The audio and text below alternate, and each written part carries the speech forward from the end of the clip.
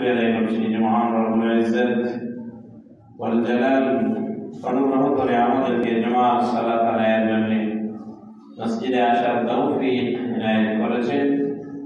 আমরা আমাদের মহান মুনিবের দরবারে শুকরিয়া আদায় করছি, আলহামদুলিল্লাহ। লাকুস সালাম মুর্শিদ সর্বকালের সর্বশ্রেষ্ঠ ব্যক্তি আমাদের প্রিয় নবী বিশ্ব নবী মুহাম্মদুর রাসূলুল্লাহ সাল্লাল্লাহু আলাইহি ওয়াসাল্লামের প্রতি সাহাবায়ে কেরামের জান্নাতের সুউচ্চ মর্যাদা, শুহাদাদের শাহাদাতের কবুলিয়ত আল্লাহ তাআলার কাছে কামনা করছি, আল্লাহ যেন কবুল করেন, আমিন। হাজিরিন,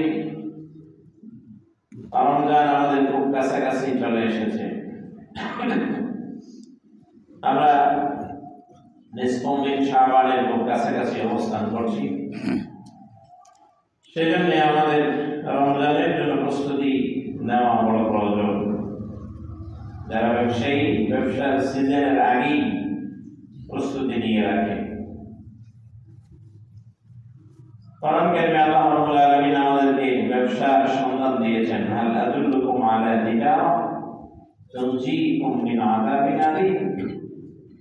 ব্যবসায়ের কথা কোরআন কারিমে আল্লাহ তাআলা বলছেন যে আমি কি তোমাদেরকে এমন একটি ব্যবসার সন্ধান দেব যা তোমাদেরকে জাহান্নামের আযাব থেকে মুক্তি দেবে। তুমিনুনা বিল্লাহি ওয়া রাসূলিহি, ব্যবসার পুঁজি হচ্ছে আল্লাহ ও তার রাসূলের প্রতি ঈমান রাখবে।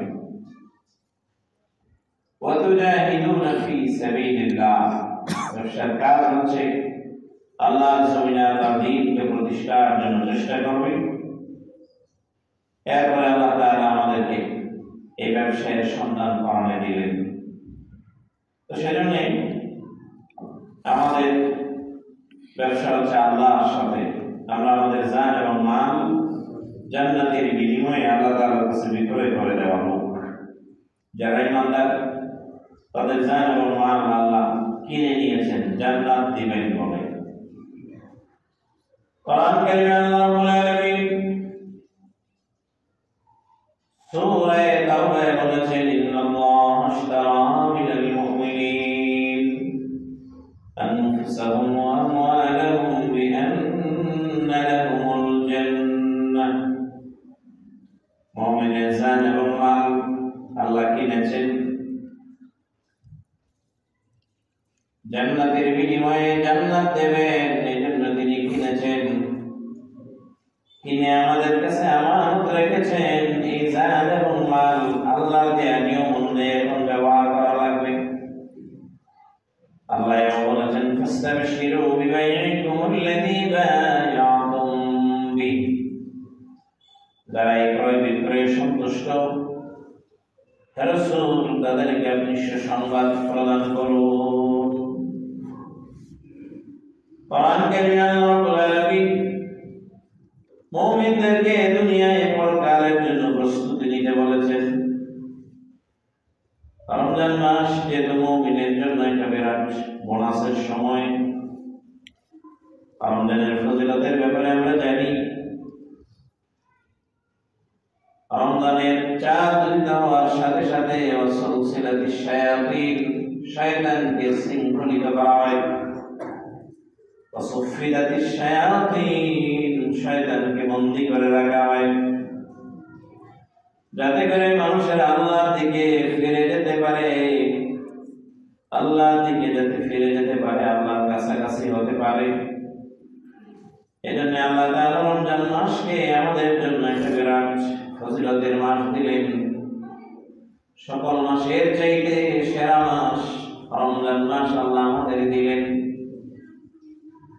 প্রস্তুতির জন্য অনেক বড় প্রস্তুতি আছে। রমজানের ব্যাপারে আমরা দুটি বিষয় নিয়ে কথা বলবো।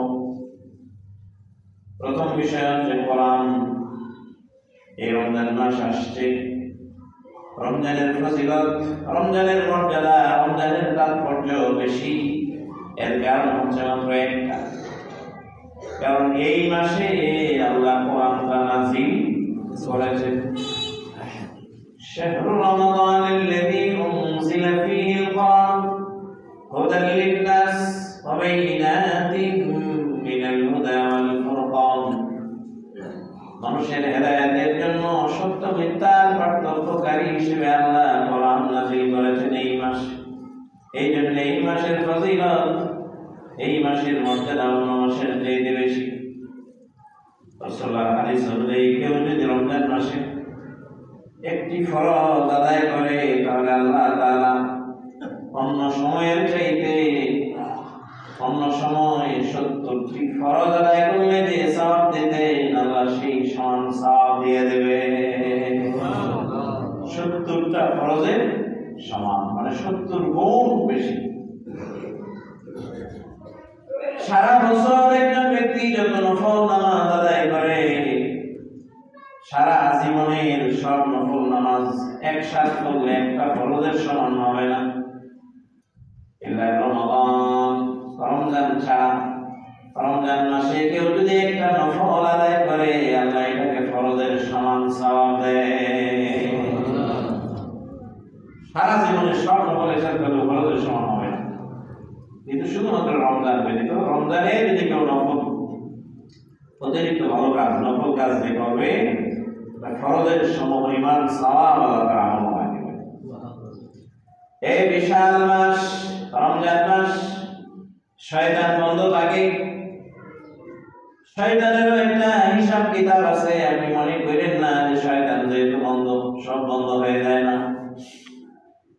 রমজান আসার আগে শয়তান মানুষকে এমন একটা অবস্থায় রেখে যায় যে ওই ব্যক্তি রমজানের স্বাদ, রমজানের ফজিলত, রমজানের তাৎপর্য যাতে করে ওই লোকটা না পায়।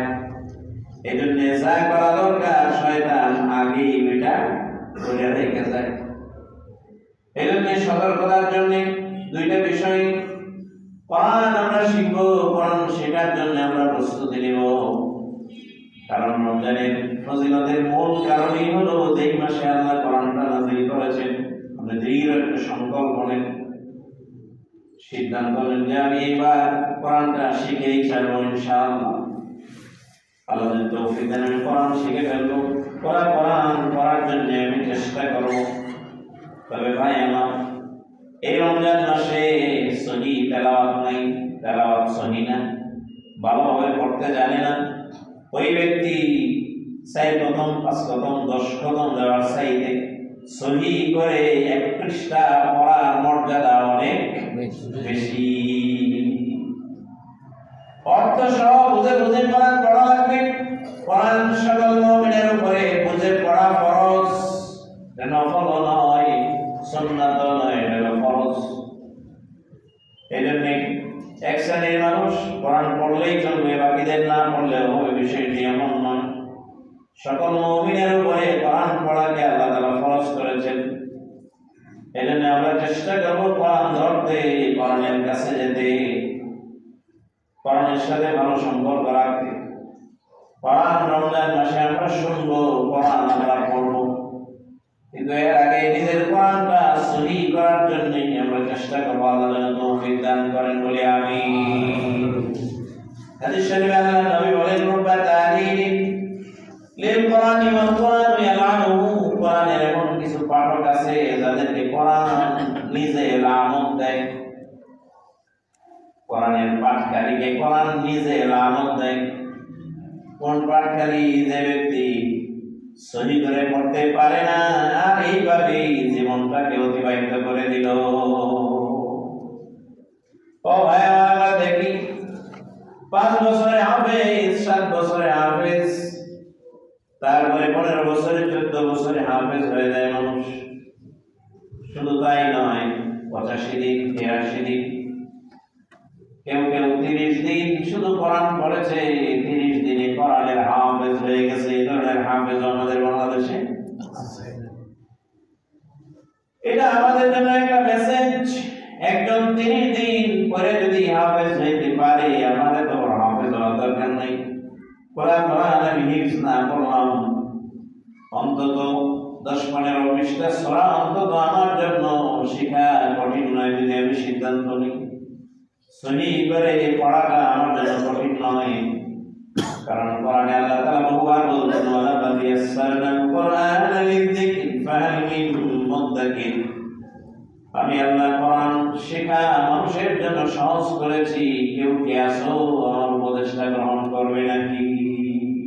তাহলে কোরআন সহজ, সেটা বলছেন কে? আল্লাহ।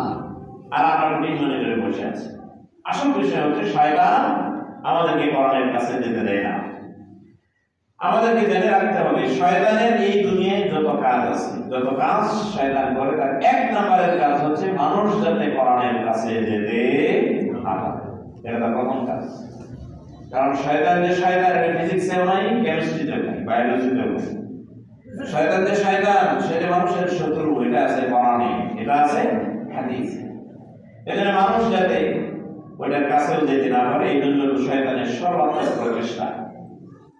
যিনি কোরআন সহিহ করে পড়তে জানেন না, কোরআন যিনি মাঝে মধ্যে পড়েন না, শয়তান তার ব্যাপারে 100% সফল। আমরা যদি শয়তানকে ব্যর্থ করতে চাই, তাহলে আমাদেরকে কোরআনটা সহিহ করে পড়া লাগবে। প্রিয় ভাই আমার, আজকে আমাদের মূল আলোচ্য বিষয় যেটি, এই আল্লাহ তাআলা রমজানের রোজা আমাদের উপর ফরজ করেছেন দ্বিতীয় হিজরি শাবান মাসে। কোরআনের এই আয়াত যখন নাযিল হলো, ইয়া আইয়ুহাল্লাযীনা আমানু কুতিবা আলাইকুমুস সিয়াম কামা কুতিবা আলাল লাযীনা মিন ক্বাবলিকুম, হে তোমরা যারা ঈমান এনেছো, তোমাদের উপর রমজানের রোজাকে ফরজ করা হয়েছে যেমনি ভাবে তোমাদের পূর্ববর্তীদের উপর ফরজ ছিল। লাআল্লাকুম তাত্তাকুন, আশা করা যায় তোমরা তাকওয়া অবলম্বন করবে, তোমাদের মধ্যে আল্লাহ ভীতি তৈরি হবে। প্রিয় ভাই আমার, এই রমজানের রোজা ফরজ করা হয়েছে দ্বিতীয় হিজরি। তার মানে রাসূলুল্লাহ সাল্লাল্লাহু আলাইহি ওয়াসাল্লাম 13 বছর মক্কায় ছিলেন কোরআন নাযিল হওয়ার পরে। এরপরে তিনি মদিনায় হিজরত করেছেন। তাহলে 13 আর 2 কত হয়? 15 বছরের মাথায় কোরআন নাযিল হওয়ার 15 বছরের মাথায়, 15 বছরের মধ্যে যে রমজানের রোজা ফরজ হয়েছে, এর আগে ফরজ হয়নি। এর আগে শেখানো হয়েছে কোনটা হালাল, কোনটা হারাম, কোনটা খাওয়া যাবে, কোনটা যাবে না, কোনটা করা যাবে, কোনটা করা যাবে না। প্রিয় ভাই আমার, নামাজ পড়ার জন্য আমাদের কতিপয় শর্ত আছে, রুকুন আছে। নামাজের জন্য 6টা শর্ত। আমরা নামাজের ফরজগুলোকে আরকান এবং আহকাম বলে থাকি। আহকাম গুলো হলো নামাজের শুরু করার আগে, আর আরকান হলো নামাজ শুরু করার পরে। এই নামাজের আহকাম গুলোর ভিতরে 6টি আহকাম হচ্ছে, প্রথমেই কাপড় পাক, শরীর পাক, নামাজের জায়গা পাক, সতর ঢাকা, কিবলামুখী হওয়া, ওয়াক্ত মতো নামাজ পড়া। এই 6টা আহকাম যদি আদায় না করা হয়, তাহলে ওই ব্যক্তির নামাজ হবে নাকি? হবে না। কাপড় পাক, এই কাপড় পবিত্র থাকা লাগবে, যে কাপড় দিয়ে আপনি নামাজ পড়বেন। শরীর পাক, শরীর যদি নাপাক থাকে নামাজ হবে না, পবিত্রতা অর্জন করা লাগবে।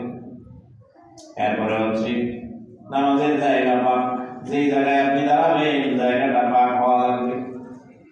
সতর ঢাকা, পুরুষের জন্য সতরের সীমা হলো নাভি থেকে ধরে হাঁটু পর্যন্ত।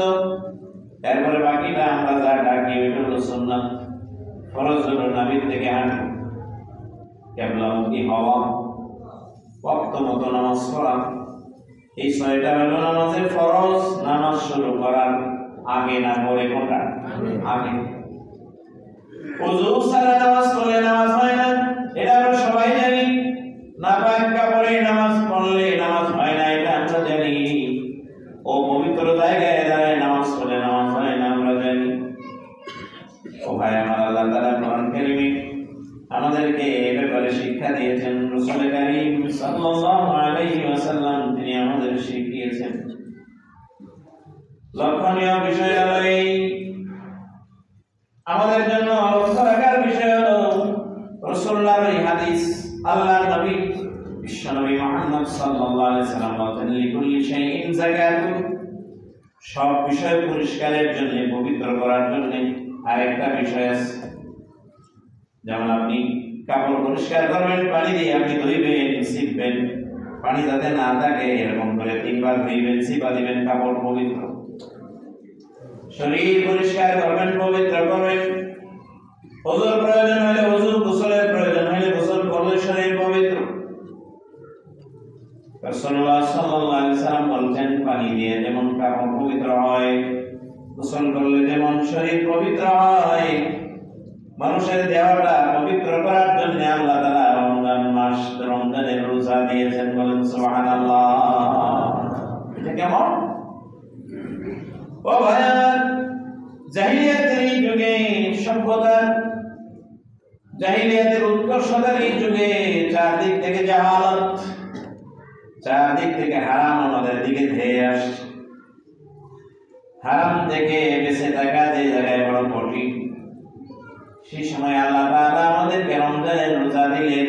কেউ যদি 1 মাস কোরআন এবং সুন্নাহর নিয়ম অনুযায়ী রমজানের রোজা রাখে, রমজানের রোজা রাখলে পরে ওই ব্যক্তির দেহে আর কোনো হারাম থাকে না, আল্লাহ তার দেহটাকে পবিত্র করে দেয়।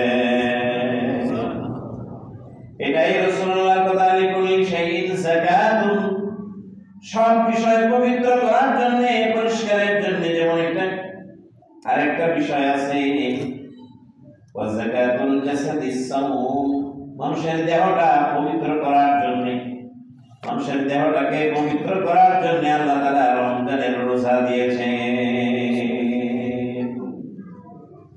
দেহ পবিত্র হবে, দেহ পরিচ্ছন্ন হবে।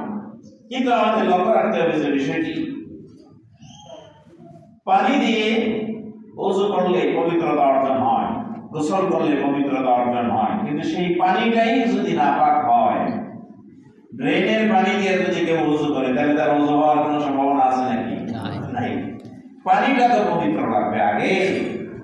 যে আপনি যে পানি দিয়ে ওযু করবেন, যে পানি দিয়ে গোসল করবেন, সেই পানিটা আগে কি হইতে হবে? পবিত্র হইতে হবে। ওই পানি দিয়ে, পবিত্র পানি দিয়ে আপনি ওযু করবেন, আপনি পবিত্র হবেন। প্রিয় ভাই আমার, সারা বছর মানুষ চলাফেরা করতে অনিচ্ছাবশত হারাম তার ভিতরে ঢুকে যেতে পারে। এখানে হারাম থেকে মুক্ত করার জন্য কারো দেহের ভিতরে যদি হারাম থাকে, ওই হারাম দেহ নিয়ে আল্লাহর দরবারে যাবে কেন? আল্লাহ তার দেহটাকে পবিত্র পরিষ্কার করার জন্য বছরে একবার রমজান মাস দিলেন। রমজান মাসে আল্লাহর নিয়ম অনুযায়ী, রাসূলুল্লাহর নিয়ম অনুযায়ী রোজা রাখবে। রোজা রাখলে পরে আল্লাহ তার দেহটাকে হারাম থেকে একবারে মুক্ত করে দেবে। এর বাৎসরিক আপনার বডি একটা ওয়াইলিং বলতে পারে। যেমন ইঞ্জিন আপনার একবার সার্ভিসিং দিতে হয়, যখন একটু পুরাতন হয়ে যায় এটাকে সার্ভিসিং নেয়। সচেতন মানুষ যারা গাড়ি চালায়, রাস্তায় যাতে গাড়ি যায় আটকে না যায়, এই জন্য যে এটার একটু সার্ভিসিং করি, অন্তত 1 বছর যাতে নিরাপদে চালাইতে পারে। মুমিনের দেহ, মুমিনের আত্মা, সার্ভিসিং এর মাস হচ্ছে আপনার রমজান মাস। এখন লক্ষ্য রাখতে হবে, সার্ভিসিং যে আপনি করবেন যা দিয়া, সেটা যাতে পবিত্র হয়। এটা হলো আমাদের আজকের মূল আলোচনার বিষয়। কোরআন কারীমে আল্লাহ রাব্বুল আলামিন সূরা বাকারার 172 নম্বর আয়াতে বলছেন, ইয়া আইয়ুহাল্লাযীনা আমানু কুলু মিন তাইয়্যিবাতি মা রাযাকনাকুম ওয়াশকুরু লিল্লাহি ইন কুনতুম ইয়্যাহু তা'বুদুন। হে তোমরা যারা ঈমান এনেছো, কুলু মিন তাইয়্যিবাতি মা রাযাকনাকুম, আমি আল্লাহ তোমাদের জন্য যে রিজিক দিয়েছি পবিত্র, যে হালাল, ওই হালাল রিজিকটুকু গ্রহণ করো, হারামের কাছেও যাইও না। আল্লাহর নবী বিশ্বনবী মুহাম্মদ সাল্লাল্লাহু আলাইহি ওয়াসাল্লাম বলেন, ইয়াতি আলান নাসি জামানুন, মানুষের মধ্যে এমন একটা সময় চলে আসবে, ইয়াতাবিউনা ফিল মাসাজিদ, মানুষের মসজিদে একত্রিত হবে, লাইসা ফীহিম মুমিন, তাদের ভিতরে একজনের ঈমান থাকবে না। ওই জামানার লক্ষণ হলো, মা ইউবালি মারু মা আখাযা মিনহু আমিনাল হালাল আম মিনাল হারাম, ব্যক্তি যা উপার্জন করবে হালাল না হারাম এটার কোনো বাছ বিচার করবে না। আল্লাহর নবী বিশ্বনবী মুহাম্মদ সাল্লাল্লাহু আলাইহি ওয়াসাল্লাম, আল্লাহ রাসূল আরো বলেন, তালাবু কাসবিল হালাল ফরিইদাতুন বা'দাল ফরিইদা, পৃথিবীতে আল্লাহ যত ফরজ ইবাদত দিয়েছেন, সব ফরজের আগে হচ্ছে কাসবিল হালাল, হালাল উপার্জন করা। হারাম উপার্জন হয়ে গেলে পরে, হারাম খেয়ে হারাম করে ইবাদত করলে ওই ইবাদত আল্লাহর কাছে কবুল হয় না। আল্লাহর নবী আরো বলেন, ইন্নাল্লাহা তাইয়্যিবুন লা ইয়াকবালু ইল্লা তাইয়্যিবা,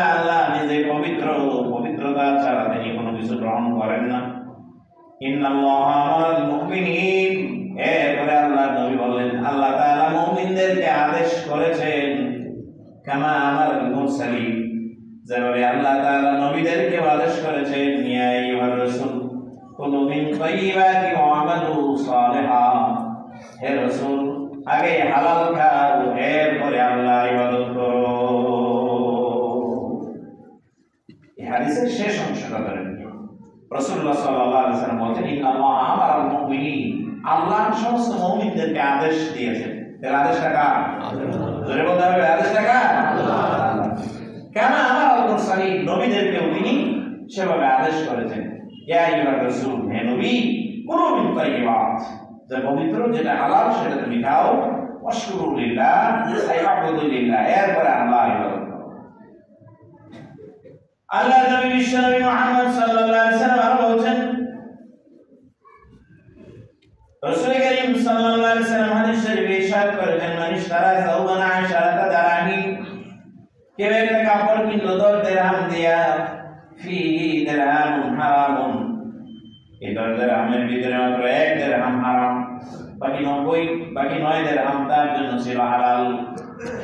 ওই ব্যক্তি যদি ওই কাপড় পরে সালাত আদায় করে, হারাম যতক্ষণ অবশিষ্ট থাকবে, যার হক তারটা তাকে না দেয়া পর্যন্ত ওইটা পরে সালাত আদায় হবে না। আল্লাহ নবী আর বলেন লা ইয়াদখুলুল জান্নাতা লাহমুন নাবাতা মিনাস সুউদ, হারাম খেয়ে শরীরের যে অংশ বড় হয়েছে এটা আল্লাহ জান্নাতে প্রবেশ করবে না। ওয়াকানাতিন নারু আওলা বিহিমা, জাহান্নাম এটার জন্য সবচেয়ে বেশি উপযুক্ত। প্রিয় ভাই আমার, দীর্ঘক্ষণ পর্যন্ত আমি আপনাদের যা বুঝাইতে চাইলাম সেটা হলো সামনে রমজান আসছে। রমজান আসার আগেই একটা সিদ্ধান্ত যদি আপনি আপনার জীবনে নিতে পারেন যে আমি আমার জীবনে হারাম কোনো উপার্জন করবো না, হারাম খাবো না, হারাম করবো না, হারাম ইনকাম করবো না, হারাম ব্যয় করবো না, হারাম থেকে আমি দূরে থাকবো, আপনার জীবনটা হবে কত পবিত্রময়। রমজান আপনার জন্য, রমজান থেকে আপনি 100% সওয়াব পাবেন। হারাম পরিহারের সিদ্ধান্ত যদি আপনার না থাকে তাহলে তো ভাই ড্রেনের পানি দিয়ে ওযু করে নামাজ পড়ার মতো হবে। নামাজের সময় হয়েছে, নামাজ ঠিকই আপনি করছেন, বাট ওযু করছেন আপনি ড্রেনের পানি দিয়ে, নাপাক পানি দিয়ে। নাপাক পানি দিয়ে ওযু করলে যেমন ওযু হয় না, হারাম খেয়ে রোজা রাখলে ওই রোজা আল্লাহর দরবারে কবুল ধরে বলেন হবে না। এজন্য একজন ইমানদারের জন্য প্রথম ডিসিশন কি করবেন সেটা আপনার বিষয়। আপনি আরেকজনের দিকে তাকাবেন না যে এর তো হারাম ইনকাম, ওদিকে আপনি যাবেন। আপনি আপনার নিজকে চিন্তা করুন, আপনি আপনার নিজের ব্যাপারে সতর্ক হন, হারাম যেন আপনার ভিতরে কোনো অবস্থাতেই প্রবেশ না করে। এখন হারাম বলতে আমরা বুঝি আল্লাহ হারাম করছেন মরা গরু, মরা মুরগি, কোন প্রাণী যদি মরে যায় ওইটা হারাম। হ্যাঁ, যেমন আমরা যেগুলো খাই না সাধারণত এগুলো ধারে কাছেও যাই না, একেবারে কাছেও না, শুনলে একেবারে বেকায়দা অবস্থা। আমি মাঝে মধ্যে এই উদাহরণ দিই, আপনাদেরকেও দিয়েছি। আপনি সুরুচি ঢুকে অথবা কোনো চাইনিজ রেস্টুরেন্টে শহরে আপনি খেতে গেলেন, বুফে খেতে গেলেন, বুফে তো 500-800 টাকা দিয়ে খাওয়ায়, যতটুকু খাইতে পারেন 70 আইটেম, যবে কত মানুষ সেখানে খায়। যাওয়ার পরে বলছে যে বুফ আজকে আপনার টাকা কম, অন্যদিন 500 দিয়ে খাওয়ায়, আজকে মাত্র 200 দিয়ে বুফ পুরা যা খেতে পারেন। কেন? যে কারণ হচ্ছে গরুর গোশতের তো দাম বেশি, গরু জবাইয়ের আগে মরে গেছিল, ওইটা আজকে রান্না হয়েছে, এই জন্য দাম কম। আচ্ছা বলেন, দাম কম, জবাইয়ের আগে মারা গেছিল, গরু হোক অথবা মুরগি হোক, এটা শোনার পরে কেউ ওইটা তার গলা দিয়ে ঢুকাই আর নিজ দিকে নিবে, এই ধরনের ইমানদার আছে কেউ? খাবেন এটা কাছেও যাবে, হইচই করবে, যারা মনে রান্না করছে এদের এনে যেন মানুষ না আসে, নিজে তো খাবেই না, অন্যজনকে আরো সতর্ক করবে, এটা যায় না। প্রিয় ভাই, এটা আপনি খান না, এটা হারাম। এটা হারাম করছেন কে? আল্লাহ। আমরা ইমানদার, আল্লাহর হারাম করা জিনিস সেটার কাছেও যাই না, খাই না, কিন্তু সে আমি হারাম উপার্জন করি, আমার উপার্জন হারাম, টাকাটা হারাম, হারাম উপার্জন করে হালাল খাদ্য আমরা কিনে খাই। সেম জিনিস খাচ্ছেন আপনি হালাল, কিন্তু আপনার উপার্জন ছিল হারাম, উপার্জন সহি ছিল না। প্রিয় ভাই আমার, পেশা আপনার কত বড় এটা দেখার বিষয় নয়, কত লক্ষ টাকা আপনি বেতন পান এটাও দেখার নয়। আল্লাহ রাব্বুল আলামিন নিম্ন পেশার মানুষ আমরা যাকে মনে করি পেশাটা তার একেবারে নিচু। পেশায় যিনি ছিলেন কাঠমিস্ত্রি, কাঠমিস্ত্রির পেশা দেখার পর ওই ব্যক্তিকে আল্লাহ নবুয়ত দিতে দ্বিধা করেন নাই, আল্লাহ তাকে নবী বানিয়ে দিয়েছে। পেশায় কাঠমিস্ত্রি, এরপর নবী হয়েছেন হযরত জাকারিয়া আলাইহিস সালাম। আপনার আমার নবী বিশ্ব নবী মুহাম্মদ সাল্লাল্লাহু আলাইহি সাল্লাম অন্যের ছাগল চড়িয়েছেন, তার বিনিময়ে তিনি উপার্জন করেছেন, এটা ছিল তার জন্য হালাল। নবীকে দিয়ে আল্লাহ তাআলা এই কাজ করিয়েছেন যাতে পৃথিবীর কোনো মানুষ পেশাটা সামান্য হলেও হালাল হলে এটার প্রতি যেন তার কোনো ঘৃণা, কোনো বিদ্বেষ না থাকে। আবার নবীকে দিয়ে রাষ্ট্রপ্রধানের দায়িত্ব পালন করিয়েছেন, কেমনে করতে হবে ওইটাও শিখিয়েছেন, যাতে করে ওই মানুষগুলো দেশ পরিচালনার ক্ষেত্রে রাসূলের সুন্নাহ, রাসূলের আদর্শের অনুসরণ করতে পারে। বলেন ঠিক না বেটি? প্রিয় ভাই, আমাদের জন্য উপার্জন তলাবু কাসবিল হালাল ফরিদাতুন বা'দাল ফরিদা, সব ফরজের আগে ফরজ। এই আপনি তো আপনার সন্তান যখন পেটে এসেছে, সন্তান আসতেছে শুনে আপনি খুশি হয়েছেন, খুশি হয়ে এবার খরচ লাগবে, সামনে সিজার লাগতে পারে সন্তানের, তারপরে খাবার লাগবে, তার জন্য অতিরিক্ত ইনকাম শুরু করছেন। আপনি দাবি দাবি জিনিস আপনার সন্তানকে কিনে দিচ্ছেন, কিন্তু আপনার উপার্জনটা হালাল নয়, হারাম দিয়ে কিনে দিচ্ছেন। আপনি আপনার নিজের কত বড় ক্ষতি করছেন এটা আপনি নিজেও জানেন। আপনি আপনার বংশধর নষ্ট করেছেন। এই সন্তান বড় হওয়ার পরে আপনাকে স্মরণ করবে কম, কারণ আপনি তো আল্লাহর স্মরণটাই রাখেন নাই। কম খাওয়াইতেন, 2 বেলা উপোস রাখতেন, না থাকলে এরপরে শিক্ষা দিতেন হালালকেই যাবে, হারামের কাছেও যাবে না। এমন সন্তান যদি আপনি দুনিয়ায় রেখে যেতেন, আল্লাহ তাআলা কোরআন কারিমে নবী নন, রাসূল নন, এমন অনেক মানুষের আলোচনা এনেছেন যারা দুনিয়ায় এই ব্যাপারে শীর্ষে ছিলেন, যারা তার সন্তানকে শিক্ষা দিয়েছেন। নবী রাসূল না হওয়ার পরেও কোরআনে তার আলোচনা এনে আল্লাহ মহান করে আমাদেরকে শিখিয়েছেন, তোমরাও তোমাদের সন্তানদের ব্যাপারে, অধীনস্থদের ব্যাপারে সাবধান হও, সতর্ক হও। খুশি করার জন্য এই দুনিয়ায়, সামান্য এই দুনিয়ায় একটু চলার জন্য যা খুশি তা করছেন। আইন ঠেলে আরেকজনের জমি দখল করছেন, সীমানা নিয়ে এনেছেন, জাল কাগজ দিয়ে জমি দখল করছেন, আরো কত কিছু মাস্তানি, চান্দাবাজি যা আছে দুনিয়ায় আপনি করছেন, কারণ আপনার দাপট আছে, শক্তি আছে, ক্ষমতা আছে। 2 চোখ যখন বন্ধ হবে, মন থেকে আপনি যাদের সাথে এরকম করছেন ওরা কেউ আপনাকে কোনদিন ভালো, তারা বলেন ভালোবাসার কোনো কারণ আছে এর ভিতরে? মারা যাওয়ার 10 বছর পরে যদি মনে হয়, ওই লোক বলবে যে একটা কাজের জন্য গেছিলাম, সে আমার কাছ থেকে 10,000 টাকা ঘুষ নিয়েছে, এর যে আল্লাহ কেমনে মাফ করবে আমি বুঝি না। আপনি মরার 10 বছর পরে মনে হলো এটা বলবে। দুনিয়াটাকে আপনি বিশৃঙ্খলা করে গেলেন, শুধু তাই নয়, নিজের জন্য করেছেন অন্যায়, বংশধরের জন্য করেছেন অন্যায়। আপনি কখনো চান না যে আপনার সন্তানরা জাহান্নামে যাক। জাহান্নাম তো দূরের কথা, দুনিয়ায় সামান্য আগুনে পড়ে যেতে পারে, পড়ে নাই, এর মধ্যে সতর্কতা। মশারি টানানোর পরে মশারির ভিতরে যে মশাগুলো থাকে সন্তানের গায়ে তাদের কামড় না দেয়, এই মশাগুলো আপনি মেরে ফেলেন, তাকে সেভ করেন, সেফটি দেন। ও আকলবান ইয়া উলিল আলবাব, হে বুদ্ধিমানেরা, কিয়ামতের দিন জাহান্নামের আগুন থেকে বাঁচানোর জন্য সন্তানকে চেষ্টা করার দরকার আছে না নাই? আল্লাহর নবী বলছেন, হারাম খেয়ে শরীরের যে অংশটুকু বড় হবে, ওয়াকানাতিন নারু আওলা বিহিমা, এটা আল্লাহর জান্নাতে যাবে না, এটা জাহান্নামের জন্যই সবচেয়ে বেশি উপযুক্ত। এটা রমজানের ফজিলত পাওয়ার জন্য, রমজানের গুরুত্ব, রমজানের ফজিলতের ব্যাপারে আপনি যদি সতর্ক হন, রমজানের ফজিলত পাওয়ার জন্য সবার আগে যে কাজ করা দরকার সেটা হলো হারাম বন্ধ করা দরকার। আপনি ইফতার করবেন হারামের পয়সায়, খুব ভালো দামি দামি ইফতার, বিশাল ইফতারের আয়োজন, কিন্তু উপার্জনটা হারাম। খেজুর কিনছেন বাজারে সবচেয়ে দামি, এটা আপনার হালাল টাকায় কেনা নয়। আচ্ছা বলেন তো, আপনি আপনার বিবেককে প্রশ্ন করেন, এই খেজুর খাইয়া যে আপনি ইফতার করছেন, আপনার ইফতার, আপনার রোজা আল্লাহ দরবারে কবুল হয়ে গেছে, বিষয়টা এরকম সাফ। আল্লাহ নিষেধ করেছেন, রাসূলুল্লাহ বলছেন ইন্নাল্লাহ আমারাল মুমিনিন, আল্লাহ আদেশ করেছেন মুমিনদেরকে, কামা আমারাল মুরসালিন, নবীদেরকে আদেশ করেছেন, ইয়া আইয়ুহান নবী ইয়া আইয়ুহার রাসূল, হে রাসূল, কুলু মিন তাইয়্যিবাত, যেটা হালাল আপনি সেটা খান, ওয়াশকুরু লিল্লাহ আয়াবুদু লিল্লাহ, এরপরে আপনি আল্লাহ ইবাদত করুন। প্রিয় ভাই আমার,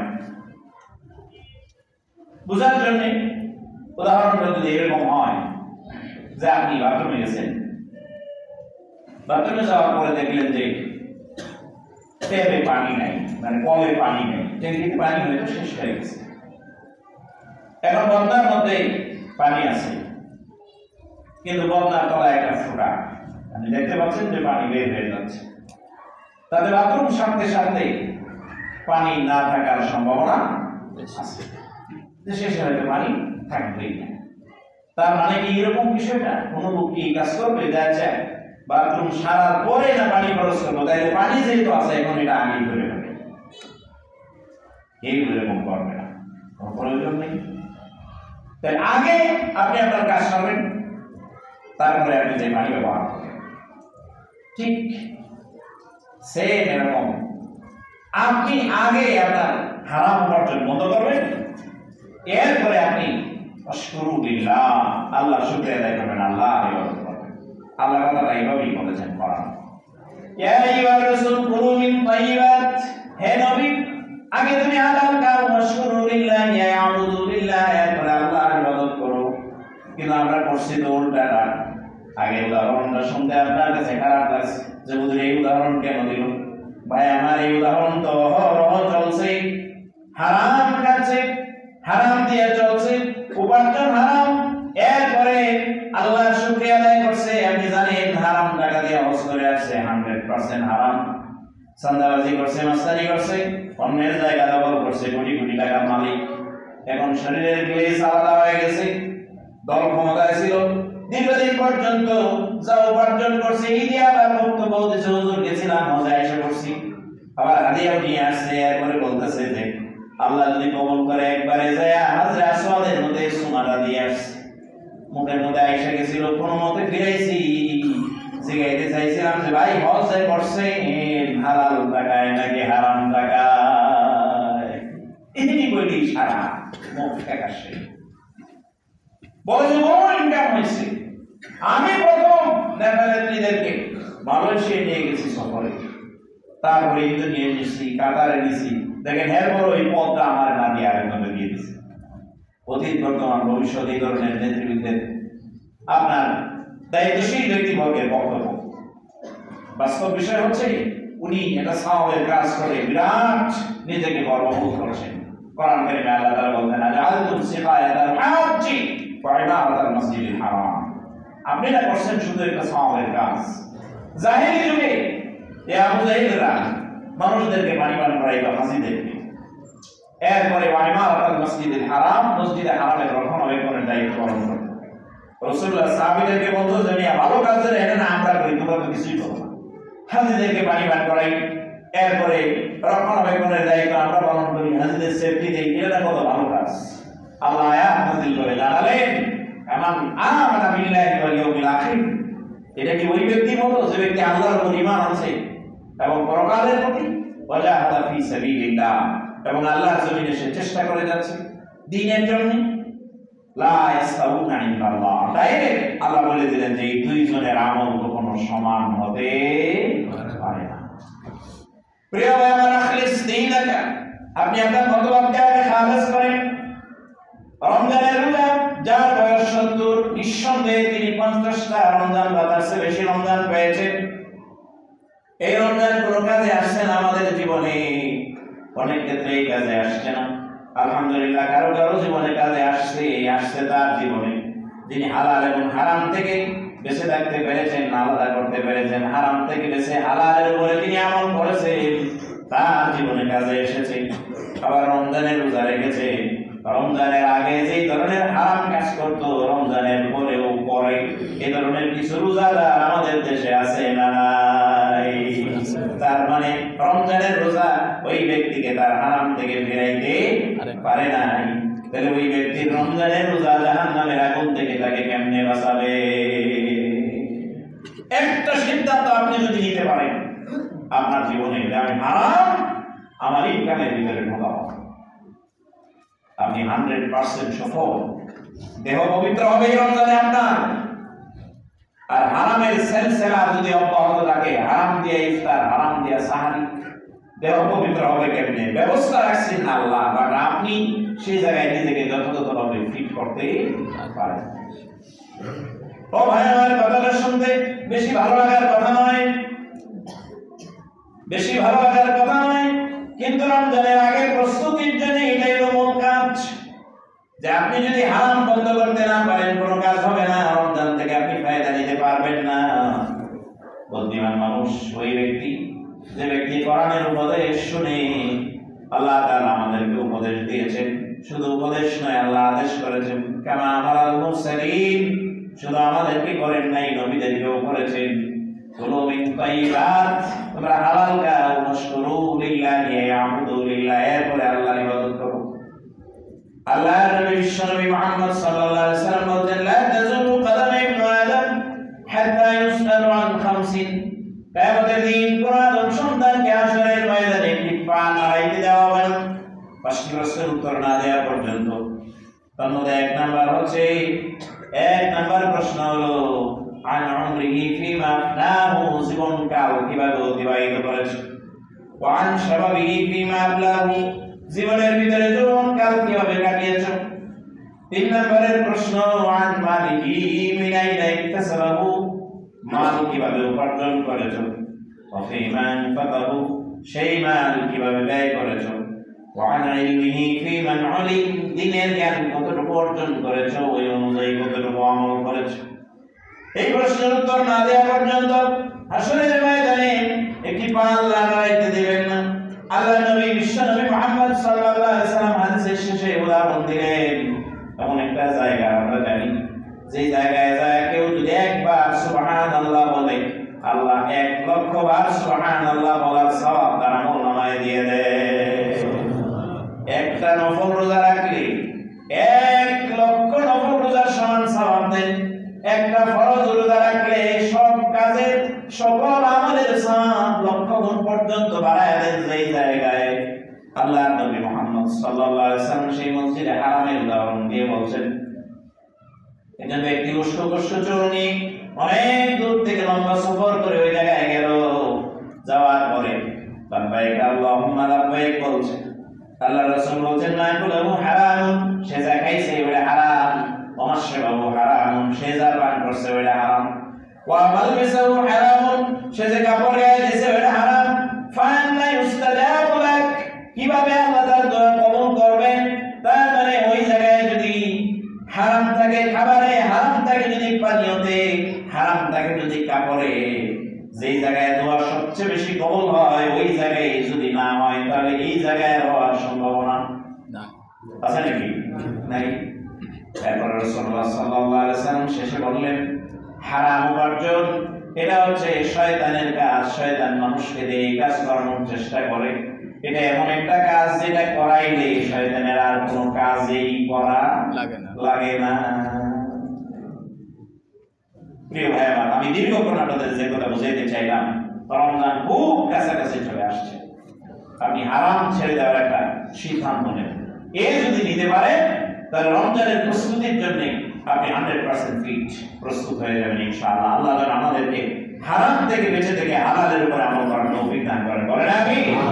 আল্লাহ তাআলা আমাদেরকে কোরআন শিখে সেই অনুযায়ী আমাদের বাস্তব জীবনে আমল করার তৌফিক দান করুন। আমিন। ওয়া তৌফিক ইল্লা বিল্লাহ। প্রত্যেক সাথে কষ্ট করুন। একজন করে